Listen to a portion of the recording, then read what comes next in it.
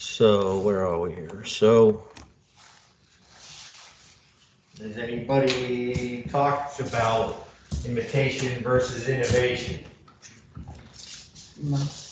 Ability to do the same job over and over again in a precise and exacting manner versus creating something new.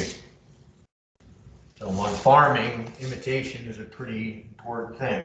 We have to be able to do that task over and over again in the right way. What are your thoughts about passion? His thoughts about passion. His thoughts? What do you agree, disagree? Follow your passion? To a certain extent. To a certain extent, what? Follow it. Follow it? What are your thoughts? I kind of agree with it, depending on the situation. I think it ultimately depends on your goals and what's important to you. Sometimes passion fits in that, sometimes it doesn't. So going through safety first, I thought that was an interesting take. There's certainly a challenge of regulations versus common sense. What is the law versus what should you be doing and not doing so you don't get yourself hurt? I know for me, at the end of a long day, especially during harvest season, just remembering that you're really friggin' tired and you probably shouldn't be trying to jump over the power takeoff to save a couple minutes. You need to walk around and behave yourself because that's the end of the day is when those bad things happen. So, war on work certainly is a challenge for us in agriculture.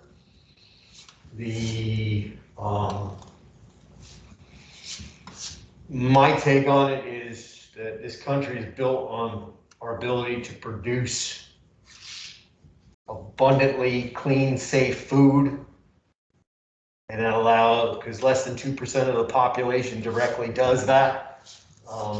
We have the other 98% can do other things. And the time to do other things is what makes this country great. But at the end of the day, I don't think farmers get their due. But that's capitalism versus socialism. We probably live in a world that's somewhere in between. Any other thoughts or comments about that? I'm going old school today, Amy. Going to what school? You're going old school today. Why is that? Oh, this? Yeah. So all I've got, I can't find these updated and I really like them. They're a little dated in appearance, but not dated in concept. So we're going to talk about hiring the right person for your farm. This was put out by the Canadian Farm Business and Management Council. Let's see if I can make this work.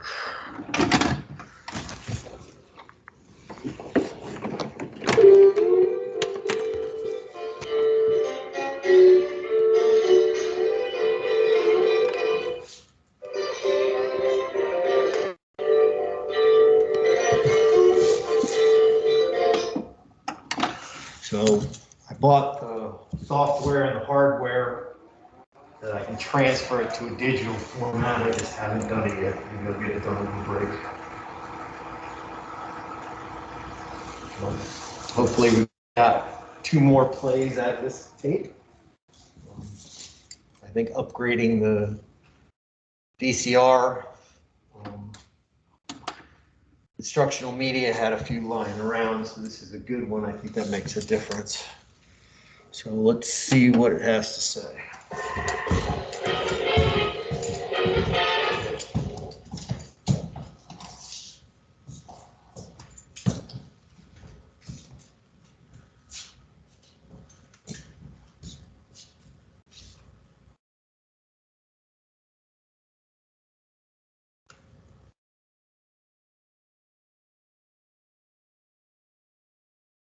Well,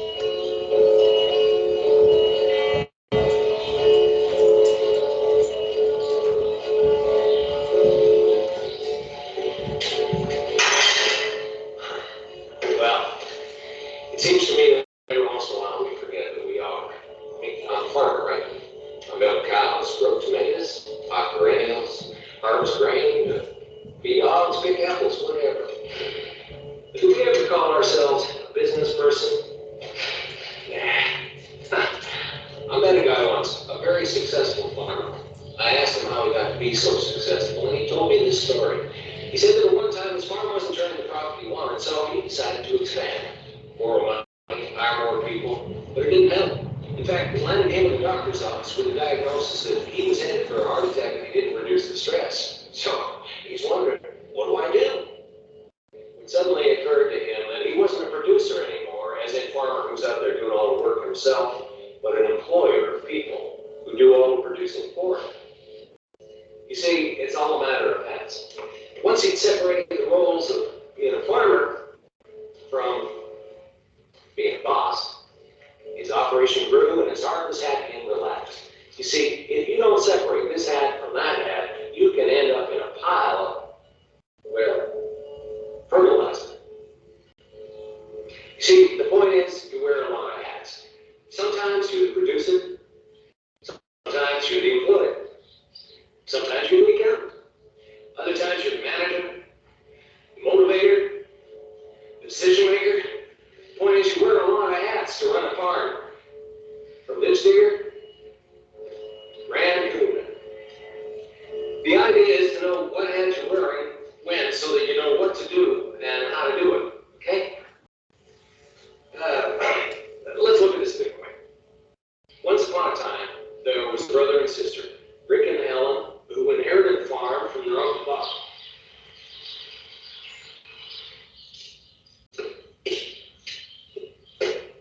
Hey, Rick! Yeah? Can we take a break for a few minutes? We've been working nonstop for weeks. Yeah, isn't it great? Oh, yeah. We inherited Uncle Bob's farm. It'll be great, you said. Fresh air, physical work, easy. It'll be great. Didn't stop to think that houseplants die whenever you're within 50 meters. Animals hate you. And you'll hate me with it and kill an elephant. My brother, a farmer. Ow! It's just the learning curve. Yeah. Don't you think it's about time we hired another person? Yeah, I guess you're right. Yeah, I'll go talk to Randy, see if your mom knows of anybody. Good. Maybe try the Agricultural Employment Service Office too. Have you figured out what we're looking for? Yeah, sort of. Well, we need a person, someone to help with the work, right? Hey, what's to figure out? Okay.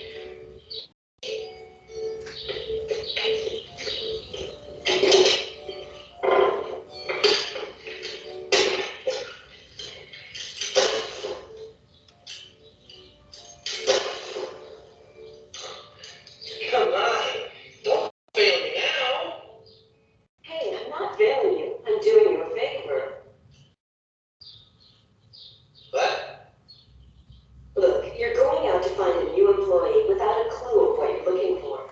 I just can't let you do that.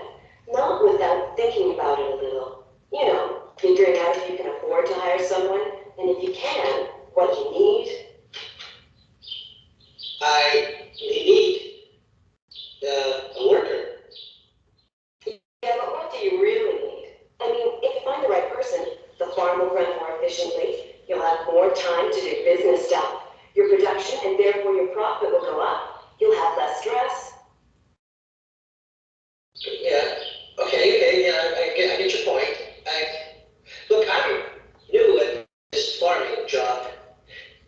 Is this talking truck business something that happens a lot on farms? Hey, I'm not done yet. Hire the wrong person and you'll have the opposite. Lots of stress, jobs not done right, time fixing and cleaning up your employees' screw-ups. So, what you're saying is that I should plan out the rest of my life before I go down and hire someone.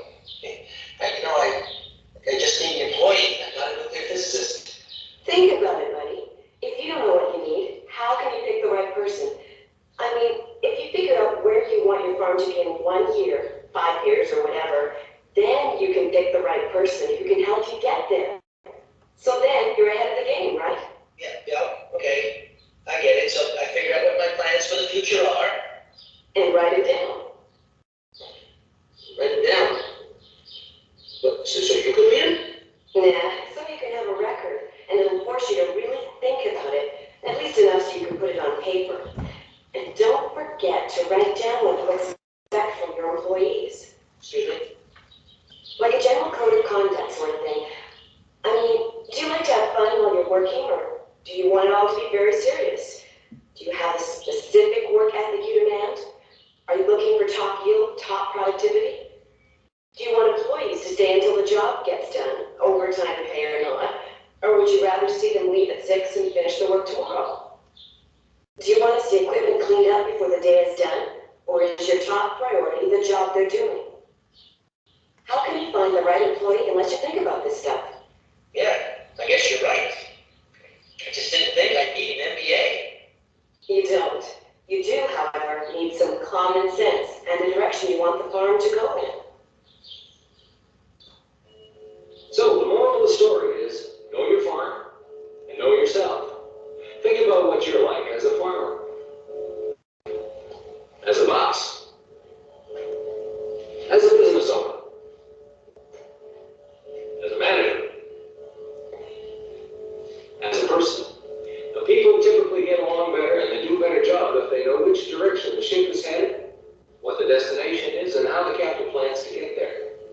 And of course, knowing how you work, thinking about how you treat other people, and how you expect them to treat you is important to think about before figuring out what the job is you need filled.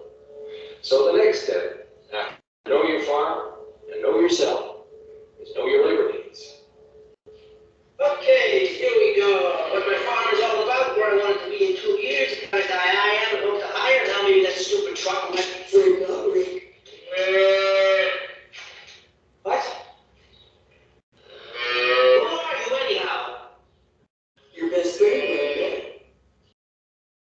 You know, before you go off looking for your new hire, I think it might be a good idea to think about what you need labor-wise. I mean, are you going to need someone part-time or full-time? For a week, a month, just for season, or indefinitely? Well, I don't know for sure. There's a ton of stuff to do around here, you know. And what personal qualifications are you looking for?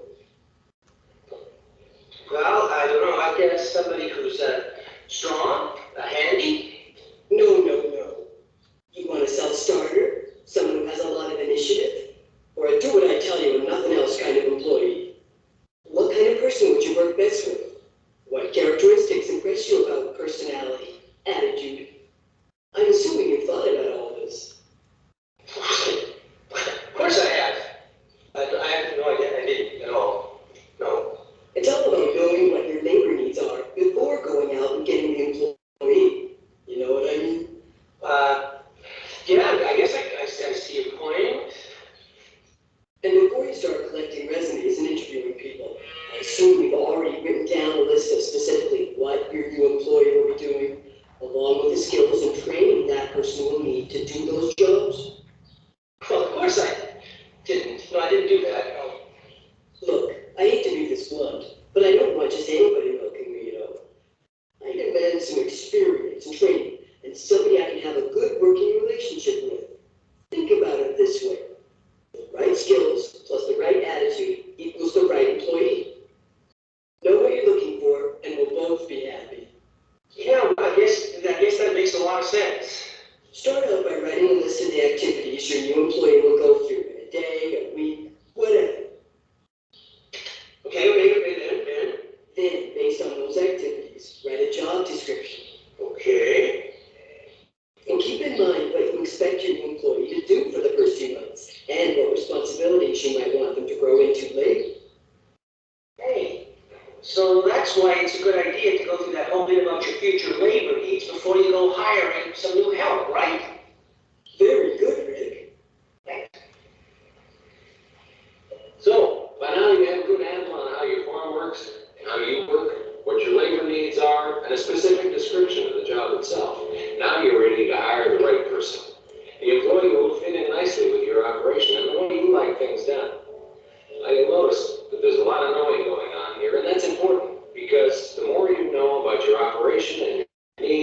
easier it is to find the right person. But of course, there is one last step, knowing which person is the right one. This is accomplished through the use of reading resumes and knowing how to conduct a productive, informative interview. Well, hi, yeah, have a seat, have a seat. Hey, I appreciate you taking the time to come in and talk with people, Linda. Rachel. Rachel, yes, Rachel. So, Rachel, you've worked on a farm before. Yes, I worked for 3 years on Old Man Donner's place and 4 years at Chandler's Dairy Farm. Did you get my resume? Yes, I did. I had it one, I just can't seem to find it, right now. So you know your way around cows? Pretty good with animals. Well, good, that's good. Do you enjoy working with other people? Well, I'm a good team player. Oh, good, that's good. You said you worked for Old Man Donner, you know, but my uncle knew him. He used to tell a lot of stories about him. Did you hear the story about the time he went down? Excuse me. Hello? You should never answer the phone during an interview. Yeah, well, I knew that. Well, no, I didn't. It's you. What do you want? What do you want now? Can't you see I'm in the middle of an interview? Sounds more like afternoon tea. Yeah. Well, what do you suggest? Well, do you really think you'll get to know this person by asking questions and answers like yes, no, or I've done that? Well, no, I guess not. And if you don't have a resume in front of you, how can you ask questions about her experience or training and how it might fit into your operation? Or did you already write out some questions based on the resume? Well, you know, I was going to do that. You know, I just didn't have time. So, on your resume, it looks like you worked with animals quite a bit. Cows, sheep. Looks like you're a crack herds person. Yeah, I pretty well know my way around animals. Okay. There's a ton of other experience here, too. Looks like you tried a lot of different things. What are you looking for, career-wise? Well, I'm just trying to get as much experience in as many jobs as possible. Someday I'd like to manage or maybe even own a farm. I've wanted that since I was a kid. Yeah, your education in agriculture, courses in animal husbandry and horticulture. You're certainly preparing yourself well for that. Have you ever managed people? Well, the guys I ended up managing the harvest crew, training them and organizing them. A lot of it was just making sure they knew what they were doing and keeping them going. So, how are you doing? No, hi, Rick. I saw this resume by the kitchen phone, so I was just asking her about it. Looks like she's got a lot of good experience. Most of these references have company or farm names and phone numbers. That people that you've worked with? Well, pretty much. These last two are personal references, but the rest are all people I've worked for and with. Good. Excuse me, can I ask a question? Can I? She's asking what we call open-ended questions. She's engaging your job candidate in discussion rather than just looking for those quick 1 or 2 word answers. She's also listening as much as she's talking. She's communicating. Rick, who are you talking to? No one? You know, it might be a good idea to see what she can do. A little demonstration. Is there some small jobs or something that she can do to see how she does? That's a good idea. I'll be everything in just a second. Actually, this looks a little like a panel type of interview, which can be very useful in making sure you get different perspectives and cover all the bases. I'll be right with you. So this panel thing, like Helen and I. And maybe the manager, who'll end up supervising the new employee. Okay. And check the references. Okay. Rick, I'm going to show her around. See how she does in the parlor maybe, okay? We'll come back so you can finish up the interview. Sure, I guess that's okay. Sure. Some interview. Yeah. Thanks. So as it turned out, Helen convinced Rick to hire Rachel, and they lived and worked happily ever after, until Rachel fell in love with the foreman, and they moved off to manage another farm. But then Rick went back to the city, so Helen hired Rachel and the foreman back again. And then they became partners, and then they bought the farm that Rachel and the foreman were managing, and now they have the biggest and most successful farm in the whole valley.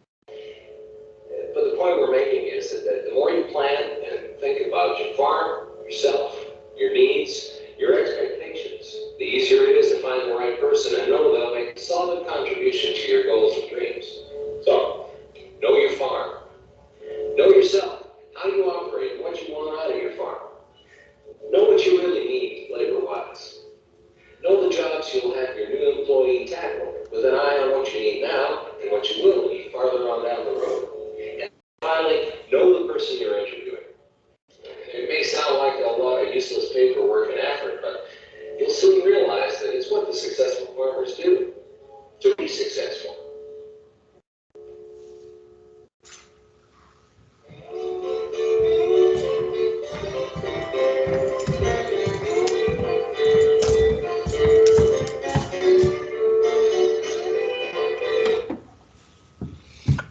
Thoughts? You like it, not like it? You agree, disagree? Things I haven't thought about before. I agree with it. Be specific when listing a job. So, as we move more into the future, when I was a kid, if you were in dairy, your parents, your uncle, whatever, if you worked hard, you'd probably stay in business. Working hard isn't enough anymore. The margins are getting tighter, the input costs are going up, prices aren't moving up accordingly, it's getting tougher and tougher there, so you have to start thinking about doing things right from a mental side of things, and that includes taking the time to find the right people and that whole lot of knowing stuff. So what kind of a boss will you be as you move forward? Do you like people having fun or laughing, or is it all serious? Do you want to have everybody stay until the job is done, or there's a set quitting time?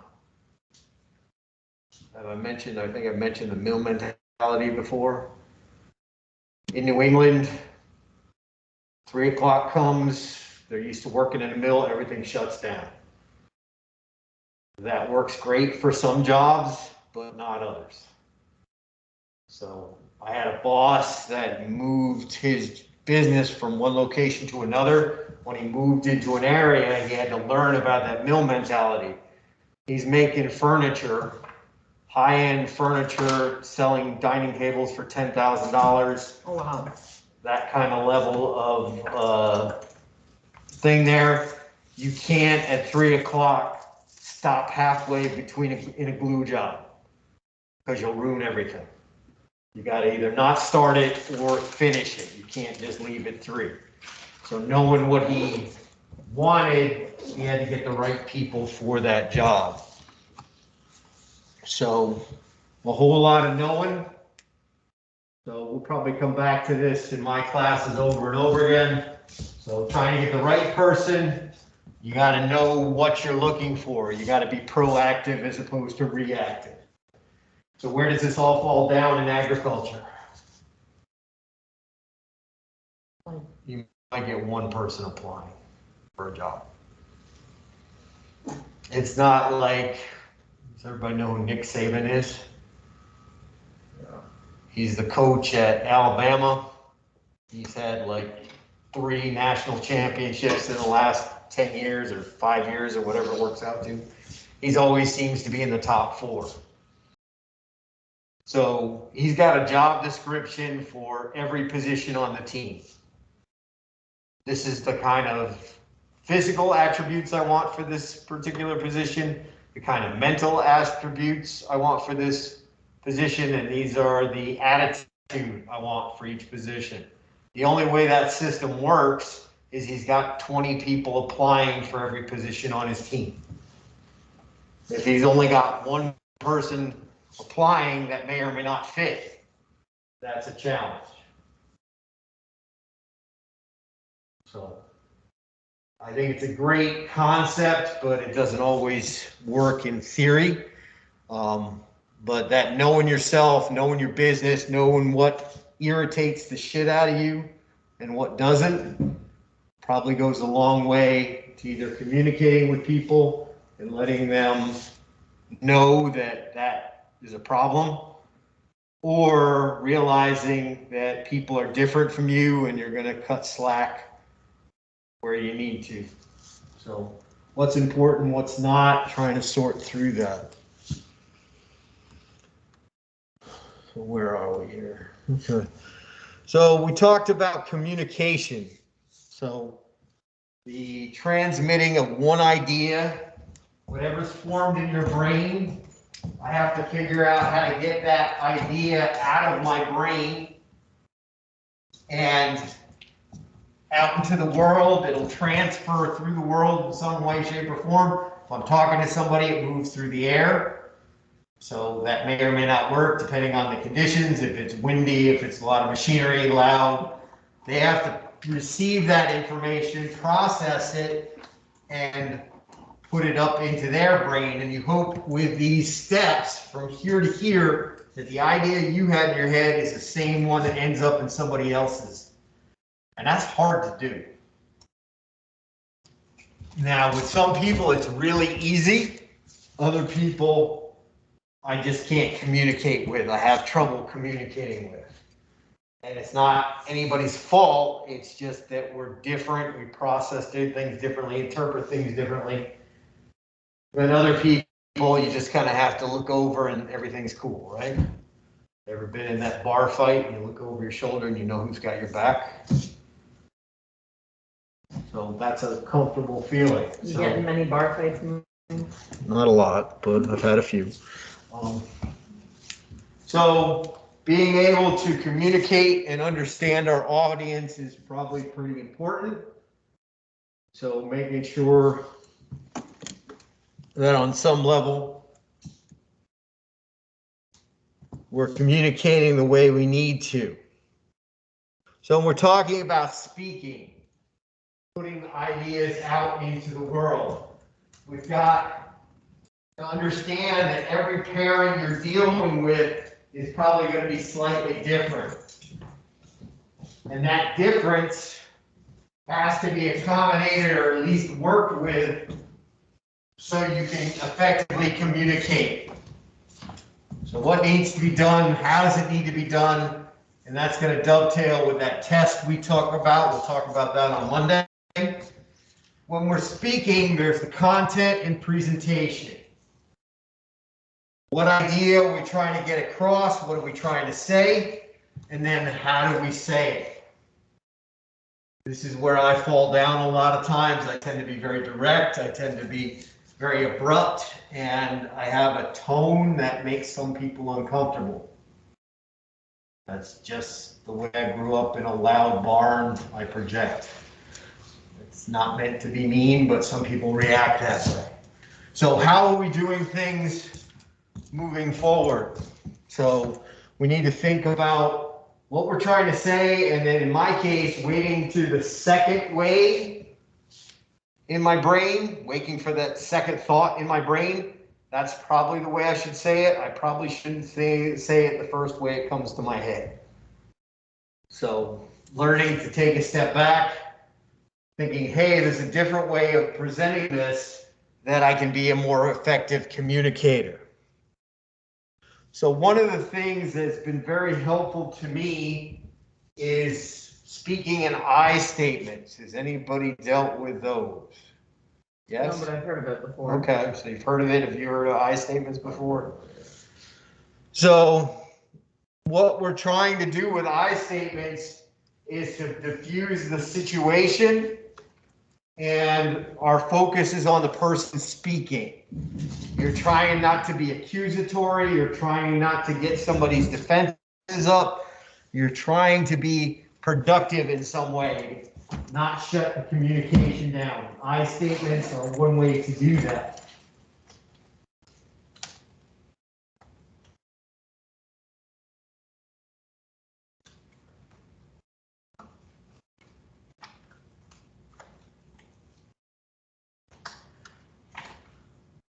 It looks like I put those in there. So these are examples of you statements, and I got these off the internet. You can't talk to them. But those kinds of people will never change. Work is never going to make you happy. council doesn't care, my boss is a bully. In all cases, you're taking your thoughts and you're projecting them or stating them about someone else. The downside of that is you really don't know what other people are thinking. You only really know your interaction. You can't speak for somebody else. So if we take these one at a time, taking a you statement and turning it into an I statement, I find it difficult to talk to them. You can't talk to them. Well, that's just your experience. Maybe some other people are very successful, but you have trouble and you can only speak for yourself. So that's turning it around and focusing on your experience, what you have done, how things have reacted for you. And nobody can really argue with that. If I keep an I statement, you can't tell me what I am or what I've done is wrong or the way I interpret things. Those kinds of people will never change. Flipping that around, I seem to get the same reaction from them every time I meet up, is one interpretation. Or I haven't experienced those people changing. Whereas somebody else might have seen changes or experienced something different. All I can say is what's happened with me. Work is never going to make you happy. Well, maybe some people are happy at work. You can't say that everybody's not going to be happy. You can only say that I haven't found my work something that I enjoy. You can only speak for yourself. If you say work is never going to make you happy, if I throw that out to you two, or you throw it out to me, my first reaction to my brain is, well, they like their work. I'll find exceptions to that statement. And that's not productive in moving a conversation forward. The council doesn't care. Well, maybe they do for some people, but you can only focus on the ones that you're dealing with.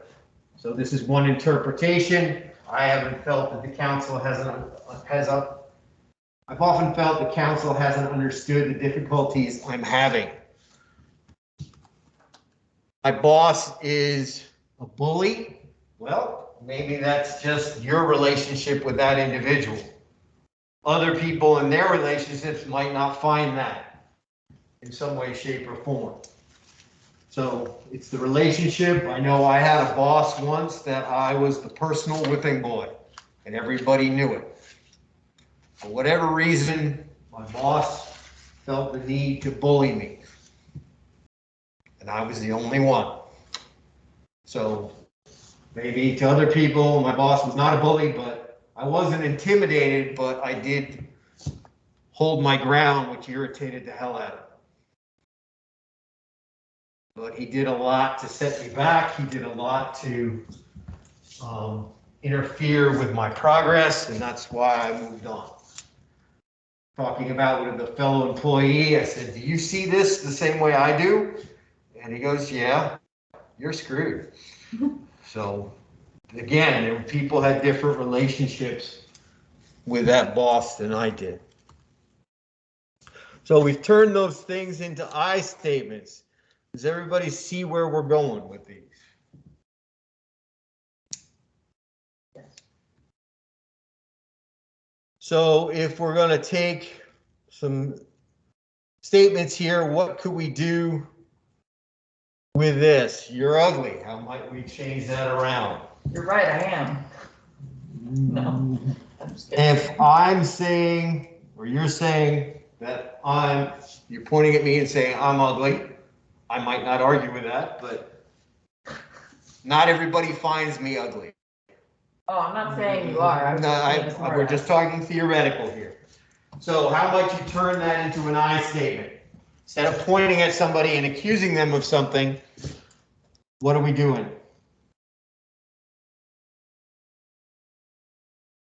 I don't know. I think you're ugly, but that's so like. So I find your appearance not very pleasing. I do not find the arrangement of your features attractive. Instead of pointing at somebody, we're bringing it back on us. So getting back down here to the things we might run into, being a boss to somebody, you can't weld to save your life. How might we turn that to an I statement? I believe you're not very proficient at welding. So some way of taking it around, what I've seen shows that you're not successful. Now, maybe you can weld better somewhere else, but I don't know that. So I don't find your weld successful. I haven't seen a weld that holds. You're clueless when it comes to cows. How would you react if somebody said that to you? Probably not positively, right? So you're a boss saying this to somebody, how might you diffuse the situation a little bit? Maybe I handle cows differently. Maybe you handle cows differently. Maybe we could do some training. Maybe I think you could do some training. Trying to turn things around. Trying to make it more positive in some way. So, I statements. Advantages. They're a less threatening presentation. I know when I started to kind of think about accusing people, thinking about using you statements, trying to change them over to I statements tended to promote the conversation. It didn't get confrontive, it didn't get combative, it didn't shut the conversation down. Disadvantage, if you're in the heat of an argument or the heat of a discussion, this is not, I statement is not the first thing that pops into your head. First thing that pops in is usually a you statement. So in the heat of battle, as it were, it's not going to come to you easily. So you have to be able to take a step back and try to think of that, in my case, the second thought or third thought. Listening, so the other half of communicating, speaking, and listening. These are the things that are usually associated with attentive listening. It's not a perfect thing, but squarely facing the person, open posture. Everybody know what an open posture is? So kind of like this, not like this, not doing something that seems aggressive or confrontive or blocking in some way. There's a certain amount of leaning toward the person speaking that indicates that you're attentive, assuming we're not too close, right? So we're dealing with that kind of flight zone thing with people, trying to find the flight zone on a person. Usually it's somewhere around this length, right? We're swinging the arm. So we step in, we don't want to make them uncomfortable, but we want to make sure that we're listening. Maintaining eye contact is usually something that indicates listening. I don't always maintain eye contact when I'm speaking, but I try to maintain eye contact when I'm listening. Relax while attending. The hands aren't clenched up, the jaw is loose. All those things might indicate that you're listening and taking that information in. So when we're trying to communicate with somebody, going back and forth, listening to confirm what we heard, there's a couple different things we can do to make sure we got the right idea in our head. So repeating things back, asking questions. So paraphrasing, I think you said this, going through. Is this what you meant? Is this the same thing, saying it this way as what you meant? I'm trying to find the differences, particularly among the pronouns. When you said he, who did you mean? Which he are you talking about? Which she are you talking about? I need to make sure of that because those are easy to mess up. Clarifying. I don't understand this part. This part's a little bit foggy. When I went to Michigan, helping out at the dairy barn, it's like anything I can do. Yeah, we need to go spread that on the hill. I grew up in the Appalachians. There are no hills around here. Where do you mean? Oh, that place that's, this much higher than the rest of the field. That's the hill. So that's not, so clarifying, looking for something. Checking. Okay, you meant this, not this, and you want me to do this, this, and this. Is that right? So checking that. And then the third thing, or fourth thing about listening is empathy. Sometimes people don't want a solution. Sometimes people just want to know you heard what they had to say. Has either of you heard of the book, Men Are From Mars, Women Are From Venus? I didn't know it was a book, but I've heard the saying. You've heard the saying, but it is a book. Somebody turned it into a money-making venture. It was given to me for Valentine's Day once. Oh, that's a lovely Valentine's Day. Well, there you go. That's why we're not together anymore. But I did go through and read it, and I tried to respond to it. I don't think she did. Was she trying to tell you something? She usually was, yes. So one of the things that I picked up by reading that book is that the typical or stereotypical female discussion involves stating problems and things are bad and that. My stereotypical male response is, well, do this or do that, trying to fix it. That's not what you do. Particularly dealing with my mom, you just say, yeah, that really sucks. It's not my job to find solutions. It's not my job to figure it out. Just to provide some understanding that when my mom is speaking, I heard what she had to say. And that's all she needed. When you start to do the standard male, stereotypical male problem solving, well, try this or this, people just, you're not listening to me. So that's been helpful in my life, trying to provide that. So one of the things, and I didn't have the printouts here, sorry about that. One of the things that kind of brings all this together is the NICE method by Dr. Yellen. When I was in training for teaching, Dr. Yellen came up with this, and it was meant to help teachers with students that are in distress. And he says, you take NICE, notice, inquire, consequences, expectations. So NICE spelled down there.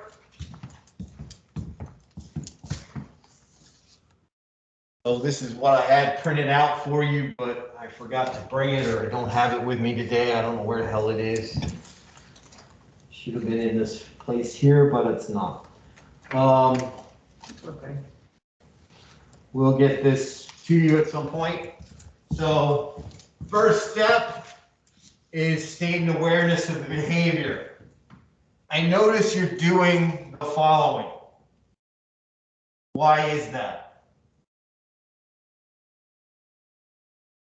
So we're using I statements. We're also trying not to be confrontive or jumping to conclusions.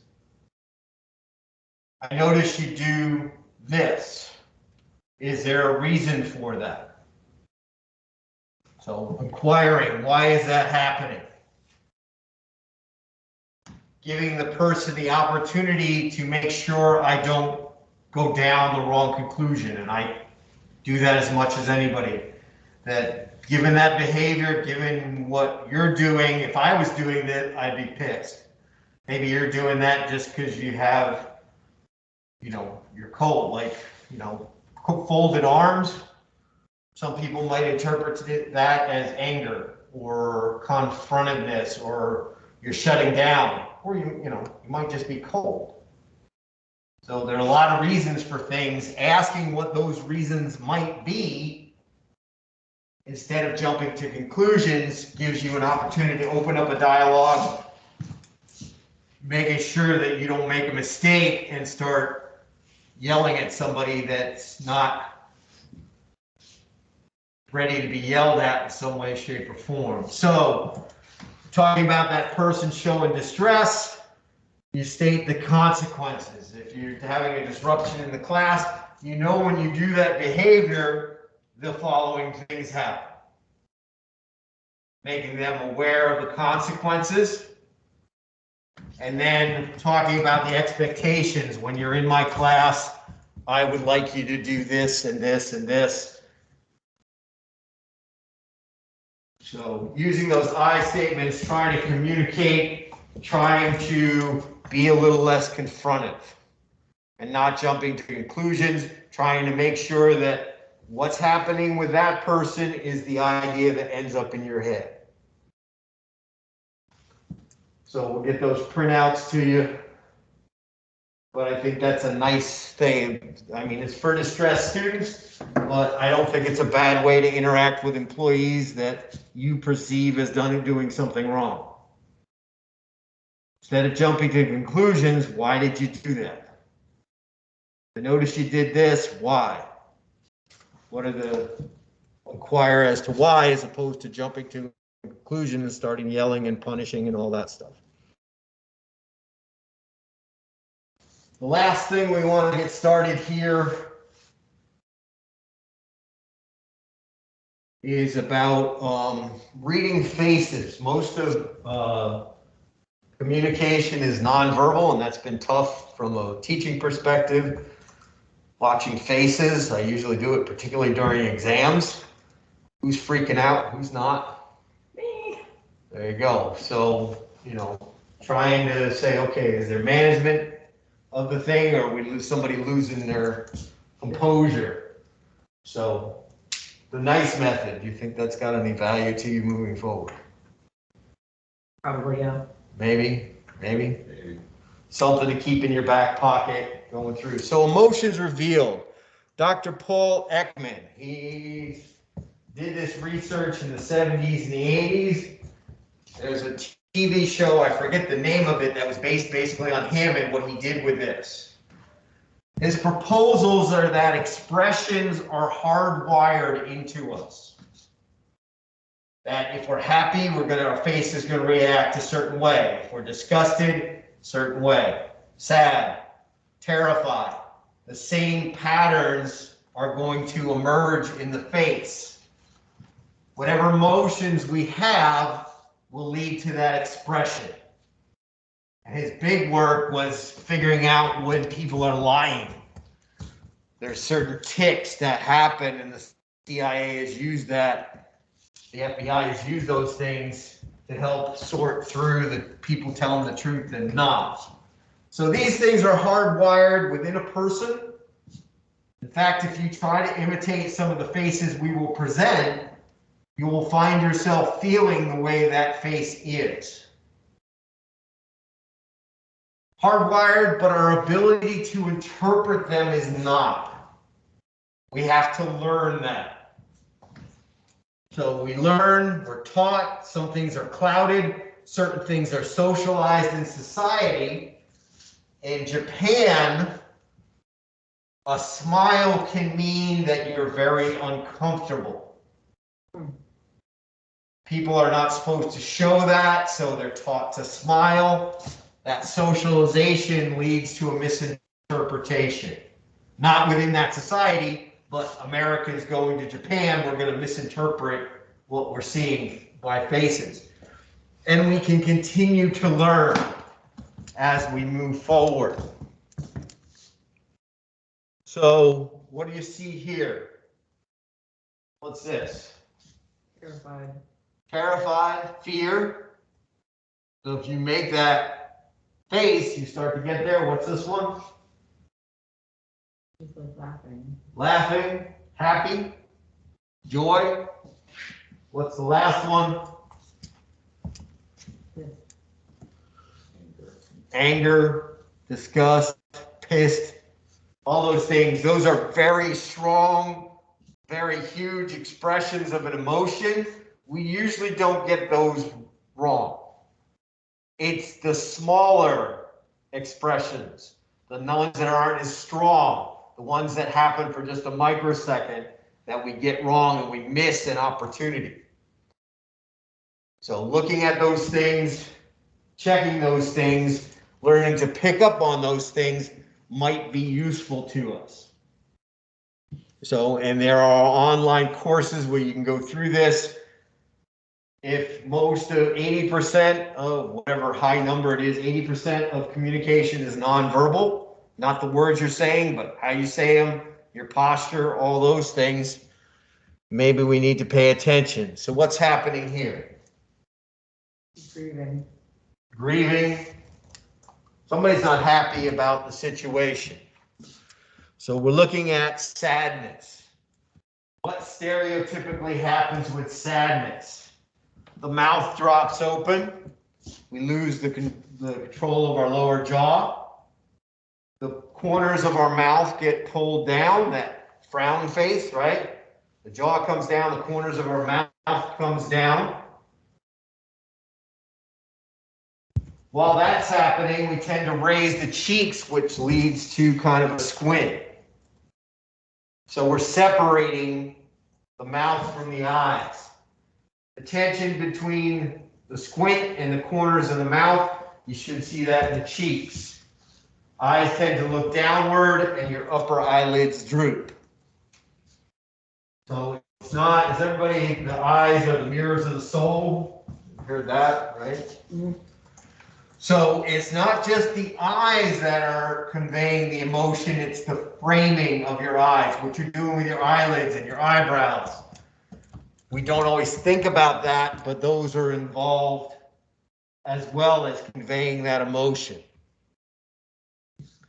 So what do we have over here? This gentleman. It's like angry. Anger, violence. Coming in. I don't know if he hit that officer, but he's going to probably join in some way. So we're looking at anger. The eyebrows tend to go down and together. So framing those eyes. The eyes tend to open up when we're angry and the lips press together. And we have a tension in your lips, not a pucker, just a press. We're not bringing the corners in. We're just kind of closing the lips down and getting things very tight. So pressing them together, not puckering. What do we have here?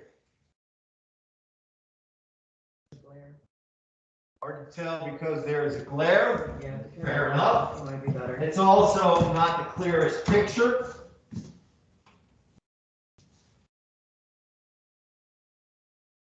So the woman in the middle, what do we see? Looks upset of some kind. So not happy, upset. So I think the caption with this picture is somebody that just was acquitted by a jury and that was trying that person for murder of a relative, possibly a kid. So not happy with the verdict. So disgust. Not happy.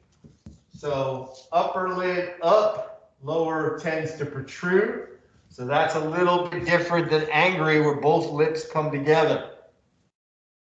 Nose tends to squeeze in. You get that wrinkled nose. Wrinkle over the nose and then your cheeks get raised and your brows lower. So you're closing down the opening of your eye, kind of bringing everything to your nose. What do we have, Mr. 40 there? You look scared. Like, oh shit, I'm gonna fall. Oh shit, I'm about to break something important, right? So we're going to generalize this as fear. Not quite surprise, but fear. So upper eyelids go as high as they can. We're again opening up the eyes. Jaw's gonna drop open. The lips are gonna pull back kind of straight to your ears. So that inhale, and you raise your eyebrows as much as they can go. So those are the characteristics of that face we saw in there. What do we have with these people over here?